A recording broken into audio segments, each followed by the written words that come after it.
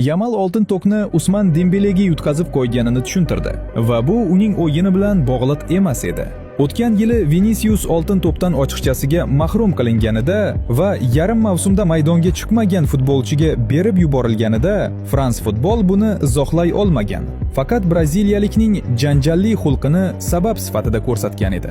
Bu yil esa kurash Rafinha statistika bo'yicha ajoyib mavsum o'tkazgan. Yamal sehrli o'yini bilan Barselonani ko'targan va Usman Dembele PSG bilan hammasini yutgan o'rtasida kechdi. Ammo tasavvur qiling, Rafinha 5-o'rin bilan cheklandi. Oltin to'p esa fransiyalik futbolchiga topshirildi. Yamal esa 2-o'rinda qoldi. Biroq bu safar France Football jim turmadi va qarorini izohladi. Dembele sportchilik jihatdan Yamaldan ustun kelgan.